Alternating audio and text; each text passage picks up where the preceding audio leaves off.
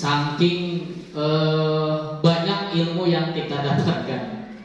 Baik, untuk pembuka tadi sudah disampaikan oleh Bapak Ketua KKG. Saya juga ingin mengucapkan terima kasih banyak, kemudian konsumsi luar biasa, alhamdulillah difasilitasi. Terima kasih Bapak Ketua dan Bapak pengurus KKG Gugus 2. Kita berdiskusi tetapi juga kita bersenang-senang. Ya, bersenang-senang. Nah, sebelum kita ada beberapa kesepakatan barangkali ingin ditambah, mulai dari mengikuti kegiatan diseminasi dengan baik, aktif dalam kegiatan diskusi, melaksanakan cukup. Barangkali untuk kegiatan sampai jam berapa? 2. Jam 2. Jam berapa kira-kira? Atau boleh seselesainya? Jam pas aja, pas jam kerja. Jam pas itu jam berapa, Bu? Jam 11. Yang lain? Cukup? Cukup. Baik. Kita agenda kegiatan kita, pembukaan, sambutan tadi sudah disambut oleh Bapak Ketua KKG dan pengurus. Kemudian penyampaian materi diseminasi, refleksi, doa penutup. Baik, sebelum kita mulai ke kegiatan, kita ice breaking dulu dong, Bapak Ibu. Ice breakingnya sambung huruf. Sambung huruf menjadi temanya nama negara. Nama negara. Misalkan saya bilang Indonesia untuk Bapak Toto, berarti kita ambil akhiran huruf akhirnya. Indonesia berarti huruf akhirnya A. Berarti negara dengan awalan Amerika. Nah, misalkan Pak Toto Amerika. Amerika untuk Ibu Yuli. Kemudian Ibu Yuli harus memikirkan lagi huruf terakhirnya apa. Argentina A. Apalagi Australia. Kemudian saling bertautan. Silakan dilempar ke siapa saja, tapi jangan karena ada dendam di antara kita jadi dilempar. Siap, Bapak? Siap, Ibu? Siap. Oke. Indonesia untuk Bapak Jaini. Argentina. Untuk Lili. Amerika untuk Payun. Afghanistan. Ibu, Afghanistan untuk Norwegia untuk Lebih cepat. Norwegia A berarti. Untuk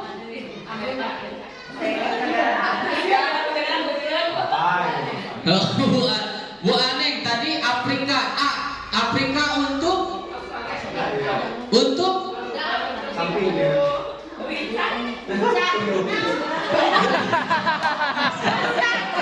baru Siapa tunjuk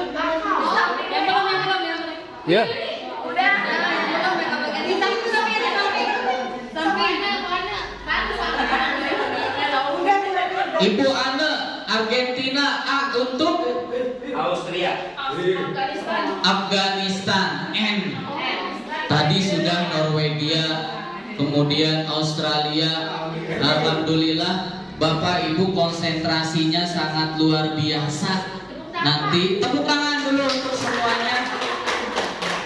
Di sekolah yaitu nilai-nilai dan kebiasaan-kebiasaan di sekolah yang berpihak pada murid agar mereka dapat berkembang menjadi pribadi yang kritis, penuh hormat dan bertanggung jawab. Untuk membangun budaya positif sekolah perlu menyediakan lingkungan yang positif.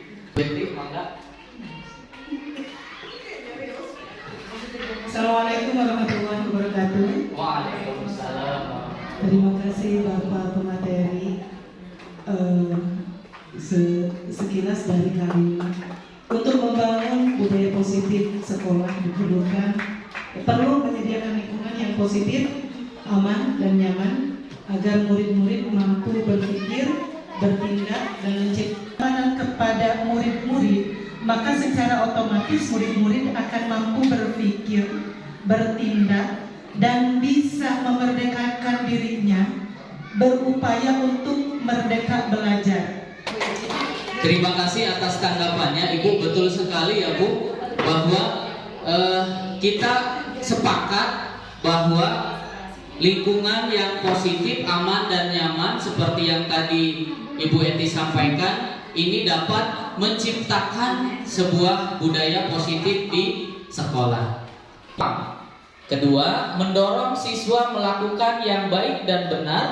Ketiga, membantu siswa memahami dan menyesuaikan diri dengan tuntutan lingkungannya.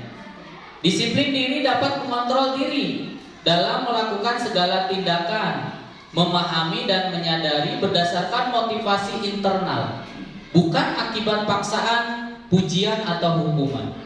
Nah, untuk menciptakan budaya positif di sekolah, tentu kita harus menciptakan disiplin positif dulu untuk semua warga sekolah. Jadi bukan hanya murid yang kita tuntut, tapi semua warga sekolah, supaya menciptakan suatu kondisi yang ideal gitu ya.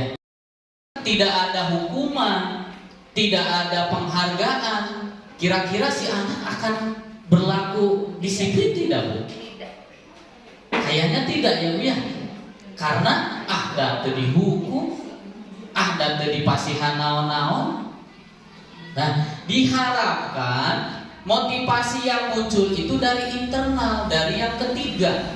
Jadi dia menyadari bahwa mereka itu ingin menjadi pribadi yang baik, yang mempunyai nilai-nilai yang baik. Nah, itu tugas kita semuanya untuk membangun disiplin anak dengan motivasi yang ketiga. Jadi kalau misalkan anak-anak sudah motivasinya sudah yang ketiga timbul dari dirinya, maka mau ada penghargaan, mau dikasih atau tidak, mau ada hukuman atau tidak, dia akan menjalankan semua tata tertib peraturan sekolah yang ada. Begitu. Jadi nama Doni, karena lapar dan orang tuanya tidak membawakannya bekal makan siang, maka kebutuhan dasarnya yang sedang berusaha dipenuhi oleh Doni adalah kebutuhan untuk bertahan hidup. Misalkan karena lapar, si anak ini berbuat suatu tindakan yang tidak baik, mengambil makanan orang lain. Maka yang harus dipenuhi oleh kita sebagai gurunya, berarti si anak ini membutuhkan kebutuhan bertahan hidup. Kemudian yang kedua, kebutuhan kasih sayang dan rasa diterima. Kebutuhan ini ini menurut peneliti Glaser. Jadi untuk kesenangan ini si anak-anak motivasinya cenderungnya sifatnya humoris gitu, ingin yang membuat bahagia kepada untuk dirinya dan teman-temannya. Itu untuk 5 kebutuhan dasar manusia atau murid kita, mulai dari kebutuhan bertahan hidup, kasih sayang dan rasa diterima, penguasaan, kebebasan, dan kesenangan. Motivasi anak melakukan kedisiplinan tadi ada 3 poin dan 5 dasar kebutuhan manusia. Barangkali Bapak Ibu ada yang mau berbagi kegiatan atau pengalaman ketika di sekolahnya berkaitan dengan motivasi disiplin murid. Silahkan. Istilahnya di kelas itu kita lebih merangkul juga kepada yang tidak bisa. Jadi menurut saya motivasi ke anak itu dari diri kita dulu. Jadi gurunya bilang kita semangat. Ayo kita sama-sama bersemangat. Ya banyak kok sekarang mah, jadi malah guru-guru teh banyak bereksplor di dunia maya. Ya jadi kita bisa searching. Mungkin itu dari saya, Pak Kiki. Terima kasih. Assalamualaikum warahmatullahi wabarakatuh. Waalaikumsalam warahmatullahi wabarakatuh. Tepuk tangan untuk Ibu Yeyen. Terima kasih Ibu atas tanggapannya. Betul sekali ya Bu, bahwa untuk menularkan sebuah suasana yang menyenangkan di kelas, tentu gurunya juga harus menampilkan guru yang ceria, yang senang gitu ya Bu, supaya si anak ini dapat termotivasi gitu, luar biasa. Kemudian tadi seperti yang Bu Yeyen sampaikan, betul di CGP kami mempelajari bahwa sebuah pernyataan bahwa pemberian penghargaan itu merupakan sebuah penghukuman untuk anak-anak yang lainnya. Kenapa? Karena ketika anak yang diberikan hadiah, siswa yang lain ini merasa terhukum. Karena apa? Karena dia tidak tidak mampu melakukan hal yang diinginkan gurunya, sehingga dia mendapat perlakuan yang berbeda gitu ya Bu Yeyen. Nah, tapi tidak semerta-merta menghilangkan yang namanya penghargaan, tapi hanya bentuknya saja yang dirubah. Jadi untuk penghargaan tidak digambarkan dengan materi, tapi dengan ucapan semangat, jempol, kamu sangat baik, kamu cerdas. Itu sangat membekas untuk anak-anak. Itu mudah-mudahan ada kesempatan lain lagi kita bisa berdiskusi kembali. Kalau orang tua kamu tahu berbuat gini bagaimana? Kemudian di posisi murid akan memiliki penilaian diri yang buruk tentang dirinya. Murid merasa tidak berharga dan telah mengecewakan orang-orang disayanginya. Kira-kira saya menyadari seperti itu. Bapak Ibu gimana? Sama. Ya. Jadi Gak jauh beda. ternyata omongan kita seperti itu membuat anak merasa bersalah. Kudu kumaha atuh bapakna, entos diterangkeun deui teu ngarti-ngarti. Lembut itu teh lembut. Tapi ternyata memberi dampak yang kurang baik untuk peserta didik kita. Abdi pas mempelajari ini, aduh kasihan anak-anak berarti dibuat merasa bersalah. Padahal mah dan tertarik untuk melotot Bu. Nyarios diterapkan bersama ketika di kelasnya. Keyakinan sekolah atau keyakinan kelas di sini dibentuk dengan keyakinan kelas bersifat lebih abstrak daripada peraturan yang lebih rinci dan konkret. Pernyataan yang umum. Kemudian keyakinan kelas senantiasa dibuat dalam bentuk kalimat yang positif. Keyakinan kelas hendaknya tidak terlalu banyak sehingga mudah diingat dan dipahami oleh semua warga kelas. Keyakinan kelas sebaiknya sesuatu yang dapat diterapkan di lingkungan tersebut. Semua warga kelas hendaknya ikut berkontribusi dalam pembuatan keyakinan kelas lewat kegiatan curah pendapat. Bersedia meninjau kembali keyakinan kelas dari waktu ke waktu. Keyakinan kelas ini berbeda dengan peraturan. Kalau peraturan itu terkesan sudah dibuat oleh siswa atau sudah dibuat oleh guru, sehingga si anak ini dituntut untuk ikut aturan main dari guru atau sekolah. Berbeda dengan keyakinan.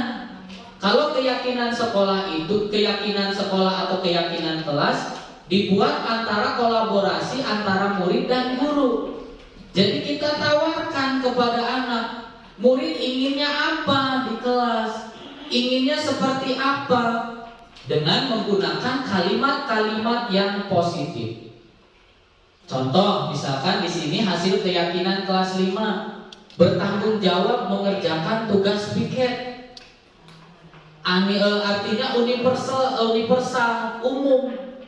Biarkan si anak berpikir sendiri, bertanggung jawab teh kumaha. Oh, melaksanakan piket sebelum kelasnya bersih, jangan pulang dulu.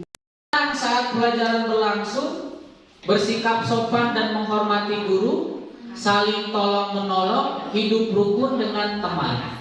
Jadi keyakinan kelas dibuat menggunakan kalimat-kalimat yang positif. Tujuannya apa? Jadi ketika sebuah keyakinan datang dari muridnya langsung, maka si anak ini akan secara tidak langsung menjalankan apa yang dia yakini, karena berasal dari dirinya sendiri, bukan berasal dari gurunya. Itu poin pentingnya. Jadi ketika misalkan si anak ini melakukan sebuah kegiatan atau perilaku yang tidak baik, si guru akan menanyakan, kira-kira perbuatan keyakinan kelas kita, oh tidak bu, mohon maaf bu, misalkan si anak mengganggu temannya atau berantem dengan temannya, berarti melanggar yang hidup rukun dengan teman. Satu, menstabilkan identitas. Menstabilkan identitas di sini, jadi kita sebagai guru berusaha untuk apa ya istilahnya, lamun budak ngamuk marah mah mencoba untuk meredam. Jadi misalkan si anak berbuat kesalahan, misalkan ada anak yang contoh tugas saya itu ada anak yang makan ketika jam pelajaran. Si anak diajak ngobrol, kemudian ditanya alasan, kamu tadi makan di kelas ya ketika belajar? Iya pak. Kita stabilkan dulu. Tidak apa-apa, bukan hanya kamu saja yang melakukan seperti itu. Barangkali masih banyak juga yang di sana yang melakukan hal seperti itu. Atau misalkan bapak juga pas SD pernah begitu. Itu pada tahap menstabilkan identitas. Kemudian validasi tindakan yang salah. Jadi kita tanyakan langsung kepada anak, coba Asep, gelis, perbuatan tadi teh menurut kamu baik tidak? Jadi biarkan dia yang menjawabnya sendiri. Oh tidak pak, mohon maaf pak, saya lapar, tidak sarapan dulu. Jadi kita validasi dulu tindakan yang salahnya. Kenapa si anak ini melakukan hal demikian? Baru yang ketiga, menanyakan keyakinan. Keyakinan apa di kelas yang kita sepakati? Oh ternyata misalkan belajar dengan fokus. Tadi saya makan pak, mohon maaf tadi saya tidak fokus belajarnya. Ada restitusi. Jadi kadang-kadang kita divalidasi tindakan yang salah. Ya pak, mohon maaf, ya sudah tidak apa-apa, silahkan kembali ke kelas. Di tahap ketiga ada restitusi. Ada restitusi hukum, namanya apa? Restitusi pajak dan apa? Pengampunan gitu. Jadi si anak biarkan untuk bertanggung jawab dan ingin memperbaiki kesalahannya. Kemudian kamu sudah melakukan hal yang seperti itu, kira-kira apa yang kamu akan lakukan? Iya pak, mohon maaf, saya berjanji tidak akan mengulanginya lagi. Baik pak, saya akan membantu teman yang hari ini jadwal piket. Jadi ada tindakan yang dia lakukan untuk memperbaiki kesalahannya. Dan kita sebagai guru bisa memfasilitasi itu supaya dia menyadari dalam dirinya, oh saya berbuat salah. Tentu ada akibat yang harus saya rasakan, yang harus saya alami itu karena kesalahan saya. Waalaikumsalam warahmatullahi wabarakatuh. Ya, mengamati dari yang tadi awal masuk ada absen, kemudian ada tanya jawab, bagaimana perasaannya, kemudian apa yang akan diberikan oleh Pak Kiki, apa yang akan dibahas sampai endingnya ada refleksi segala macam, luar biasa. Saya merasa ini adalah suatu hal yang seperti pembuatan RPP ya Pak ya. Dan ini mungkin nanti harus saya lakukan ke depannya, begitu Pak. Ya, saya merasa ini adalah hal yang sangat luar biasa bisa disajikan oleh Pak Kiki. Sama-sama kita semua adalah rekan kerja, rekan pengajar, tapi alhamdulillah Pak Kiki bisa berbicara di depan. Adapun saya belum tentu bisa gitu Pak. Saya merasa senang dan saya merasa bangga. Saya merasa bangga Pak Kiki bisa melaksanakan semua program dari awal sampai akhir dan mudah-mudahan sukses ke depannya Pak Kiki. Semua yang ditujukan, semua yang diniatkan oleh Pak Kiki ini betul-betul sesuai dengan nanti cita-cita Pak Kiki itu sukses ya. Dan alhamdulillah selama saya di sini saya tidak merasa boring. Ternyata kok tiba-tiba udah 11:30 sesuai dengan kesepakatan kelas di awal ya 11:30. Tidak merasa boring, padahal biasanya kalau KKG itu punten-punten panonok sok aya boring nah. Abi madu kaku mah sok nuntan gitu Pak. Alhamdulillah ayeuna mah henteu.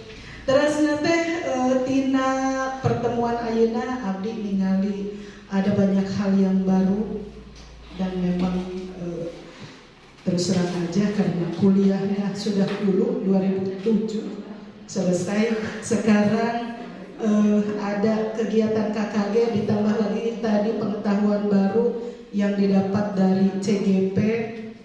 Ini bagi saya adalah hal yang baru dan memang harus saya terapkan di kelas saya karena hal-hal yang tadi seperti itu merupakan budaya positif dan memang harus mau dan harus mampu dilaksanakan di kelas kita masing-masing sebagai guru-guru yang berada di era maju, era baru, era digital dan semuanya dituntut untuk lebih berinovasi. Mungkin itu yang bisa kami sampaikan. Mudah-mudahan saya dan juga teman-teman guru di sini mampu menerapkan semua apa yang sudah diinformasikan tadi oleh Pak Kiki walaupun hanya sekedar 1 jam ya, tapi mudah-mudahan nanti ada hal-hal yang bersifat stimulan dan bisa diterapkan dan mungkin nanti endingnya mungkin ada yang tertarik untuk ikutan CGP kembali ya. Dan mudah-mudahan saya bisa mengikuti kesuksesan Pak Kiki. Abi masuk ke rada iya Budi kita Pak Kiki gitu. Iya Pak Kiki tenang awan. Di Abi aya namina Bu Kiki. Panginten sakitu ti Abi billahi taufik wal hidayah. Assalamualaikum